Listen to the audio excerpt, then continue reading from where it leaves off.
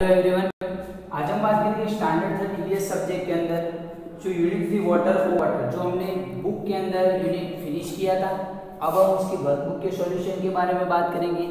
तो यहाँ पर हम वर्कबुक में देखते हैं, हमारा फर्स्ट क्वेश्चन आंसर है कि choose the correct alternative from those given below each question and write its index letter in the box provide against each question. आपको जो हर एक क्वेश्चन है उसके आगे जो एक बॉक्स प्रोवाइड किया हुआ है और क्वेश्चन के नीचे जो 4 ऑप्शन दिए हुए हैं उसमें से जो भी ऑप्शन आपका सही है वहाँ पर आपको उसके आगे जो आंसर है उसके आगे ऑप्शन के आगे जो अल्फ़ाबेट है वो बॉक्स के अंदर लिखना है। तो यहाँ पर मैं अल्फ़ाबेट भी लिखूँगा और उसके साथ क्वेश्चन का जो नंबर है वो भी लिखूँगा और जो क्वेश्चन का आंसर है वो भी यहाँ पर मैं लिखूँगा और एक्सप्लेन आपको करूँगा। तो यहाँ पर हमारा फर्स्ट क्वेश्चन है कि for which of the following task is water not needed. यहाँ पर हमें बोला है कि इनमें से जो ऑप्शन दिए उनमें से कौन से टास्क के लिए हमें पानी की जरूरत नहीं होती। ए ड्रिंकिंग, बी वॉशिंग हैंड्स, सी साइकिलिंग, डी वॉशिंग यूटेंसिल्स। तो यहाँ पर हमें 4 ऑप्शन दिए हुए हैं, उसमें से ड्रिंकिंग के लिए तो हमें पानी की जरूरत होती है, उसके बाद वॉशिंग द हैंड्स के लिए भी होती है, फिर वॉशिंग द यूटेंसिल्स के लिए भी होती है। बट जो सी नंबर का ऑप्शन है उसके लिए साइकिलिंग के लिए हमें पानी की जरूरत नहीं होती। तो हम उसका आंसर लिखेंगे यहाँ पर है। तो फर्स्ट का आंसर है, बॉक्स में आप सी लिखना और आंसर है साइकिलिंग। उसके बाद नेक्स्ट सेकंड नंबर पे हमें दिया हुआ है, in which of the following is water use the most. इनमें से जो नीचे ऑप्शन दिए हुए हैं उसमें से सबसे ज़्यादा पानी किसके लिए यूज होता है। तो ए वॉशिंग हैंड्स, बी बाथिंग, सी ड्रिंकिंग वाटर वाइल ईटिंग, या D for answering nature's call. तो यहाँ पर है कि जैसे कि वॉशिंग हम लोग हैंड वॉश करते हैं तब, बी बाथिंग में नहाने के लिए, फिर ड्रिंकिंग वाटर वाइल ईटिंग जब हम खाना खाते हैं तब पानी पीने के लिए, और आंसरिंग नेचर्स कॉल, नेचर को जो आंसर कॉलिंग के लिए हम लोग यूज़ करते हैं पानी वो। तो यहाँ पर सबसे ज़्यादा पानी तो हम नहाने के लिए यूज़ करते हैं, तो उसका आंसर है बी। तो बॉक्स में आपको लिखना है बी और उसका आंसर है बाथिंग। नेक्स्ट उसके बाद है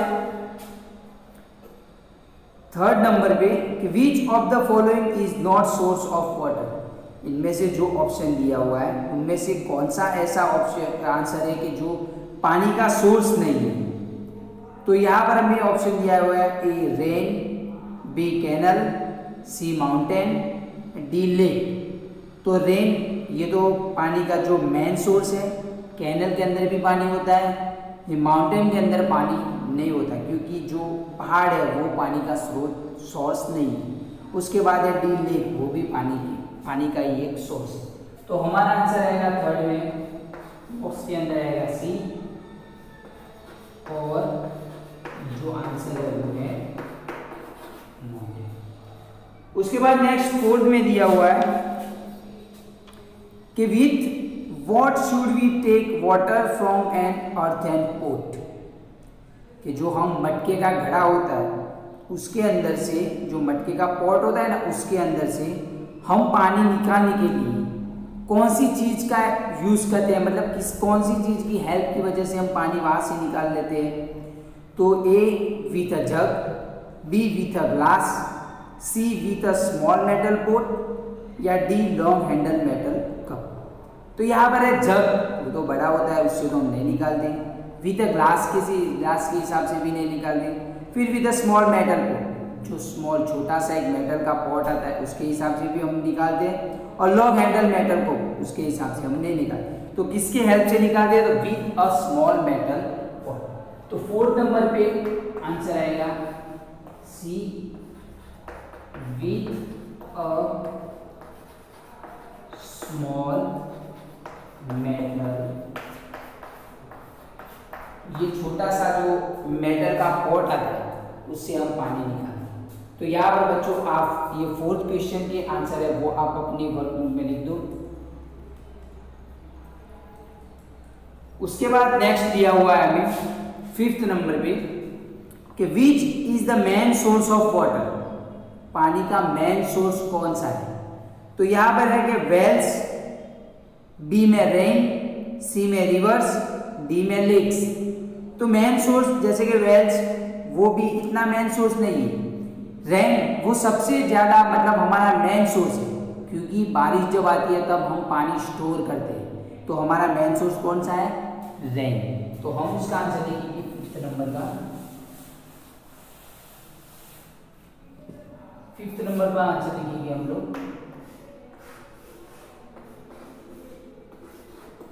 बी, रेन। अब 6th नंबर पे लिखते हैं हम लोग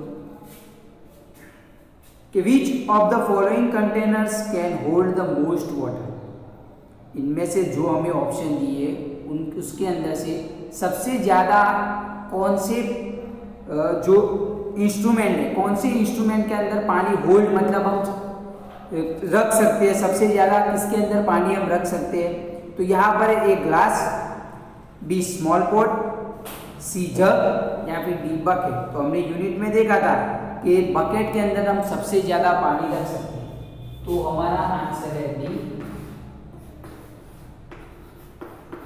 बकेट। तो हम बकेट के अंदर सबसे ज़्यादा पानी रख सकते हैं।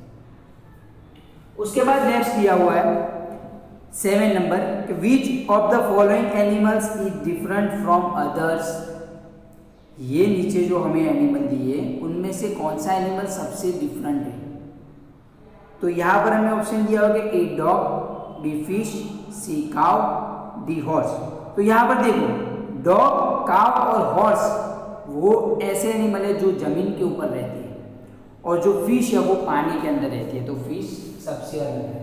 तो 7 नंबर के ऑप्शन में आएगा बी,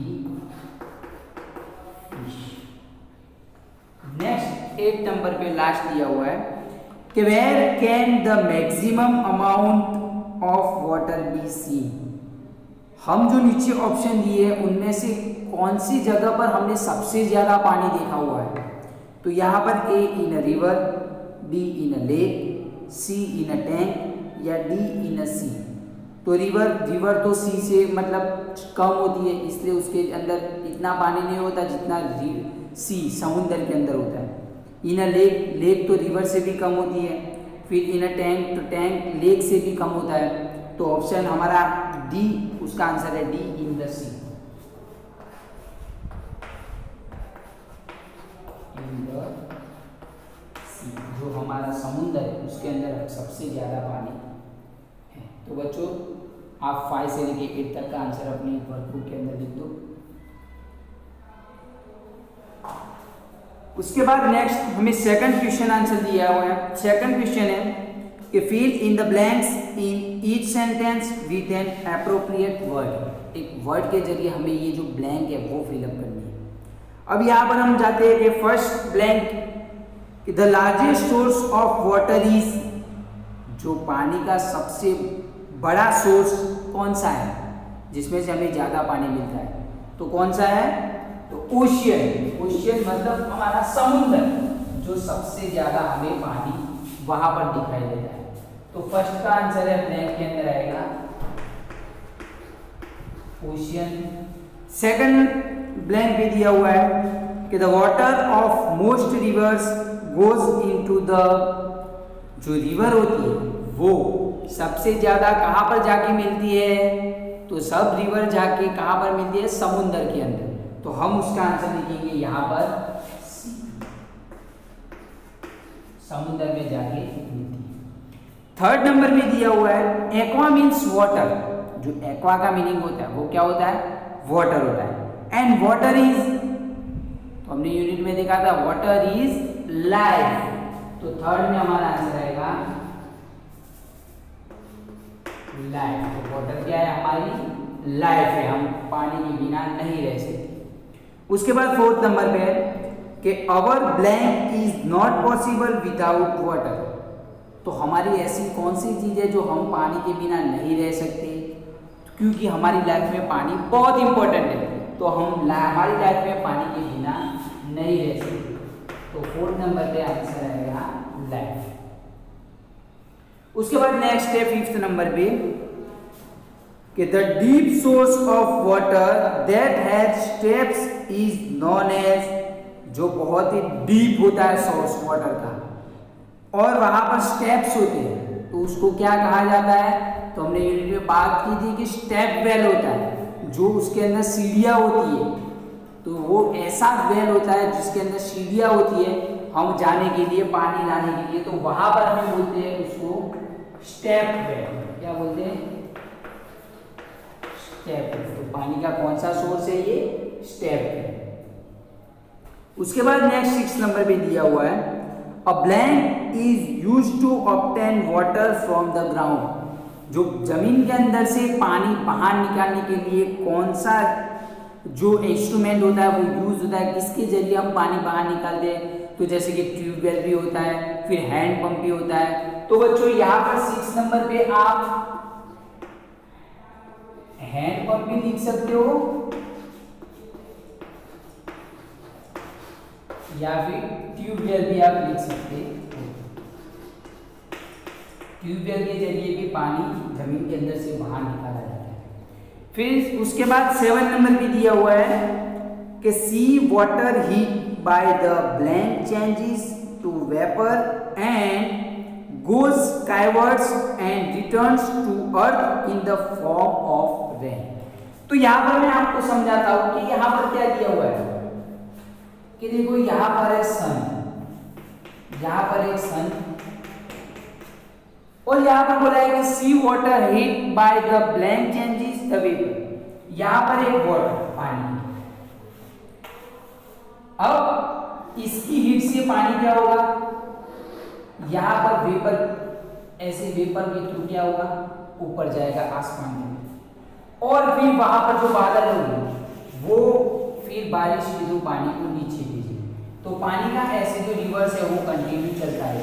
तो यहाँ पर वाटर साइकिल की बात की हुई है। तो यहाँ पर बोला है कि पानी किसके थ्रू ऐसा गर्म होता है और फिर उसके बाद जो पानी होता है वो वेपर के थ्रू चला जाता है एंड फिर return to earth in the form of rain, और जो रेन के थ्रू फिर पानी नीचे आता है। तो किसके हेल्प की मदद से वो हीट होता है, तो ये है हमारा सन। तो किसकी हेल्प से हीट होता है, तो सन। तो यहां पर हमारा आंसर आएगा सन। तो यहां पर 7 नंबर पे आंसर है हमारा सन, क्योंकि वो सन की मदद से, हेल्प से क्या होता है, हीट होता है और उसके बाद पानी वो हीट होके वेपर बन के वहां पर जाता है ऊपर आसमान की तरफ और फिर रिटर्न में जो रेन, बारिश होकर रिटर्न आता है।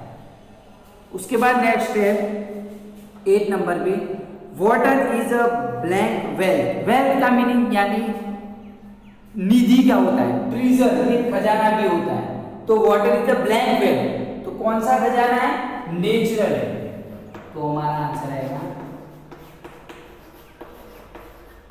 तो एक नेचुरल खजाना है, पानी एक नेचुरल है, क्योंकि हम उसे प्रोड्यूस नहीं करते, वो एक नेचुरली प्रोड्यूस होता है। तो पानी हमारा एक खजाना है, वो नेचुरल। तो यहाँ पर आप सारी ब्लैंक्स के आंसर लिख सकते हो। उसके बाद नेक्स्ट एक पेज नंबर 26, यहां पर हमें राइट रॉन्ग दी हुई है। अब यहां पर बोल रहा है कि put a right mark in the front of the statements that are true and a cross mark in the front of those that are false. जो स्टेटमेंट ट्रू है, राइट, वहां पर सच है, वहां पर हमें ये मार्क करना है, और जो रॉन्ग है वहां पर ये मार्क करना है। बट मैं आज आपको ये कहीं पर भी राइट मार्क करना हो तो मैं लिखवाऊंगा ट्रू, और रॉन्ग मार्क करना हो तो वहां पर लिखवाऊंगा मैं फॉल्स। ट्रू मार्क को आपको राइट करना है, फॉल्स में जहां पर लिखवा दो वहां पर आपको रॉन्ग करना है। तो यहां पर है फर्स्ट कि we can stay for a long time without drinking water. तो यहां पर उसने बोला है कि हम बहुत टाइम तक बिना पानी के रह सकते। तो ये सच है या रॉन्ग है, क्योंकि हम बिना पानी के तो कभी नहीं रह सकते। 2 दिन 1 दिन भी बिना पानी के हम नहीं रह सकते। तो यहाँ पर हमारा आंसर आएगा रॉन्ग है, ये स्टेटमेंट रॉन्ग है क्योंकि हम पानी के बिना नहीं रह सकते। तो फर्स्ट का आंसर आएगा रॉन्ग। तो मैं यहाँ पर लिखता हूँ फॉल्स और मार्क भी कर देता हूँ। उसके बाद नेक्स्ट है कि we should stop wastage of water. हमें जो पानी जो वेस्ट होता है वो हमें स्टॉप करना चाहिए, उसे वेस्ट नहीं करना चाहिए। तो हाँ, मैंने भी आपको यूनिट में बोला था कि पानी कभी भी वेस्ट नहीं करना चाहिए। तो उसका बाद जो सेकंड है वो आएगा ट्रू, क्योंकि पानी हमें कभी वेस्ट नहीं करना चाहिए। उसके बाद नेक्स्ट है कि water from the sea changes into vapour and goes high into the sky. जो पानी होता है सी चेंजेस इन, जो समुद्र के होता है वो कैसे चेंजेस होता है, वेपर के अंदर चेंजेस होता है। हम बोलते हैं ना जैसे कि हम कुछ जला दें उसके बाद वो फ्यूम्स निकलती है, वैसे ही पानी उसी तरह वेपर उड़ जाता है पानी बाहर से, और फिर क्या होता है goes high into the sky, तो वो आसमान में पहुंच जाता है। तो अभी हमने वाटर साइकिल की बात की, तो हाँ वही सच है क्योंकि वो पानी आसमान में जाता है और फिर बारिश के थ्रू नीचे आता है। तो यहाँ पर हमारा स्टेटमेंट है कि ट्रू, क्योंकि वो पानी जाता है आसमान में, आसमान के अंदर जाता है, वो भी सन के थ्रू। उसके बाद नेक्स्ट 4th नंबर पे हमें दिया हुआ है कि there is a huge water tank in the sky. जो स्काई आसमान के अंदर एक बहुत बड़ा पानी का टंका रखा हुआ है, उसमें से पानी बारिश के थ्रू आता है। तो नहीं, वहाँ पर कोई पानी का टंका नहीं रखा हुआ है, बट वहाँ पर तो सिर्फ बारिश के थ्रू पानी जो जाता है वो रिटर्न आता है। तो यहाँ पर उसका आंसर आएगा 4th नंबर का आंसर आएगा फॉल्स, क्योंकि वो रॉन्ग है, टंका नहीं है वहाँ। अब 5th नंबर पे हमें दिया हुआ है कि farming is possible without water. जो हम खेती करते हैं, यहाँ पर हम जो फार्मिंग करते हैं, फार्मर लोग खेत के अंदर पानी का यूज़ करते हैं। तो फसल के लिए हमें पानी बहुत ज़रूरी है, अगर पानी देंगे तो उस ग्रो होगी और हमें उसको खाने के लिए यूज़ करेंगे। तो यहाँ पर हम farming is possible without water, जो फार्मिंग करते हैं वो पानी के बिना भी हो सकती है। तो नहीं, पानी के बिना हम कोई फार्मिंग नहीं कर सकते। तो यहाँ पर 5th नंबर का है स्टेटमेंट वो फॉल्स। अब उसके बाद 6th नंबर पे दिया हुआ है कि rain is the main source of water. जो रेन है, बारिश, वो पानी का बहुत ही इंपॉर्टेंट सोर्स है, मेन सोर्स है। तो हाँ, पानी का सबसे ज्यादा मेन सोर्स कौन सा है, रेन, क्योंकि रेन आएगी तो पानी स्टोर हम कर सकेंगे। तो यहाँ पर उसका आंसर है। उसके बाद नेक्स्ट है 7 नंबर पे कि स्ट्रीम्स, ये स्ट्रीम्स यानी झरने, rivers, lakes and wells are known as source of water. यहाँ पे जो streams, rivers, lake and wells की बात की गई है, वो सब सोर्स ऑफ वाटर, वहां पर पानी का स्रोत पाया जाता है, उसको इसलिए उनको जाना जाता है कि वो पानी का एक सोर्स है, वहां पे से हम पानी ले सकते हैं। तो streams, rivers, lakes and wells के अंदर पानी होता है, तो वो पानी का एक मेन सोर्स है। तो हम वहां पर लिखेंगे ये स्टेटमेंट। तो बच्चों, इसका जो राइट या रॉन्ग है वो आप अपनी वर्कबुक के अंदर कर दो। उसके बाद नेक्स्ट 4th नंबर पे दिया हुआ है मैच द कॉलम एप्रोप्रिएटली। हमें कॉलम मैच करना है। मैं 1 बाय 1 समझाऊंगा और आपको यहाँ पर आंसर लिखवाऊंगा कि कौन सा मैच आपको करना है। कॉलम ए में हमें दिया हुआ है कि water is pulled up without bucket, कि जो बकेट के बिना भी हम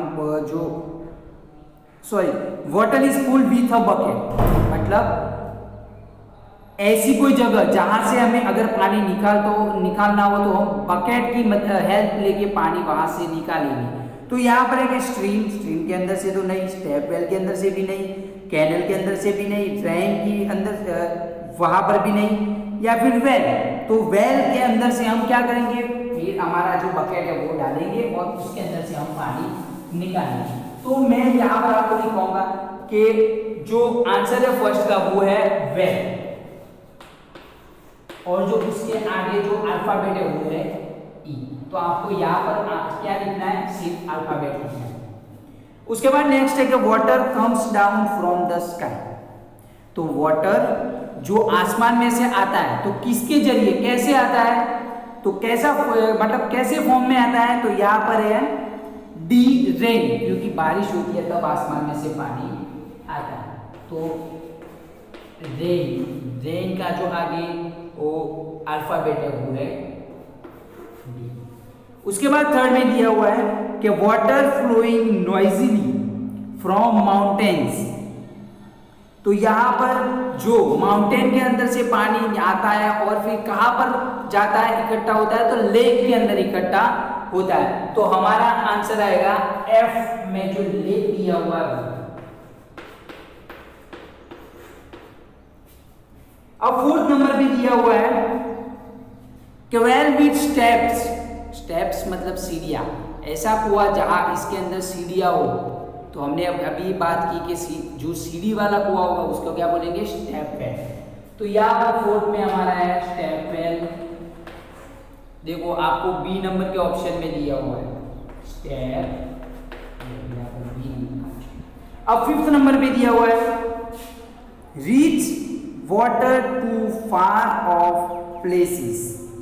ये जो वाटर है वो बहुत दूर दूर जगह पर पहुंचाया जाता है। तो किसके जरिए पहुंचाया जाता है, तो यहाँ पर है स्ट्रीम के जरिए तो कभी नहीं पहुंचाता, और कैनल, तो कैनल के थ्रू हम पानी कहीं भी पहुंचा सकते हैं। तो यहाँ पर है कैनल, तो कैनल के थ्रू हम लोग पानी पहुंचा सकते हैं। तो सी नंबर के ऑप्शन पे आपको दिया हुआ है कैनल। और उसके बाद नेक्स्ट जो 3 क्वेश्चन आंसर है वो मैंने बुक में करवाया था, फिर भी मैं आपको समझा रहा हूँ कि कैसे करना है वो। तो देखो यहाँ पर 5th नंबर भी दिया हुआ है कि put a mark in front of the activities for which water is needed. यहाँ पर जो एक्टिविटी दी है उनमें से आपको मार्क करना है कि कौन सी एक्टिविटी के लिए पानी चाहिए, और जो एक्टिविटी के लिए पानी नहीं चाहिए वहां पर आपको कुछ नहीं करना है, सिर्फ वही एक्टिविटी के आगे आपको राइट मार्क करना है जिसके लिए आपको पानी यूज चाहिए। तो यहाँ पर मैंने बुक में करवाया था और आप यहाँ पर सोच समझ के कर देना। जैसे कि सेकंड में दिया हुआ है for rose of water bots. तो बॉट्स के लिए क्या चाहिए, हमें पानी चाहिए, तो यहाँ पर हम टिक मार्क करेंगे। फिर उसके फॉर मेकिंग अ टी, तो चाय बनाने के लिए भी हमें पानी चाहिए, तो वहां पर भी टिक मार्क करना। ऐसे ही 6 नंबर भी दिया हुआ है, देखो arrange the following activities according to the amount each needs, कि start with the activity that's need the most water. यहाँ पर जो एक्टिविटी दी है उनमें से सबसे ज्यादा पानी किसके लिए चाहिए, फिर उससे कम, उससे कम, उससे कम, लास्ट में सबसे कम पानी किसके लिए चाहिए, वहां पर हमें अरेंज करना है स्टेप बाय स्टेप। तो ये एक्टिविटी में देखो पहले दिया हुआ है for bathing, for drinking, for cleaning the house, for watering fields, for kneading dough and for cooking food. तो यहाँ पर बुक में हमें दिया हुआ है, यही एक्टिविटी बुक में दी हुई थी और मैंने आपको करवाया था कि कैसे आपको लाइन टू लाइन अरेंज करना है। तो आप ये भी अपने हिसाब से कर लेना। उसके बाद नेक्स्ट है 7 नंबर पे कि circle the places from where water is made available around oblique near your house, कि आपके घर के अराउंड साइड में या फिर नियर बाजू में कहीं पर भी ये वाला जो प्लेस है वो दिया हुआ हो तो आपको क्या करना है, ऊपर सर्कल मार्क करना है। तो जैसे कि मैंने बुक में ये वाला और हमें दिया था क्वेश्चन और बुक में मैंने करवाया था, आपको राउंड भी करवाए थे, तो वैसे ही आपको यहाँ पर भी राउंड करने। तो बच्चों आज हमने पेज नंबर 27 तक क्वेश्चन नंबर 7 तक देखा। अब नेक्स्ट वीडियो में हम क्वेश्चन नंबर 8 से स्टार्ट करेंगे। तो थैंक यू स्टूडेंट्स।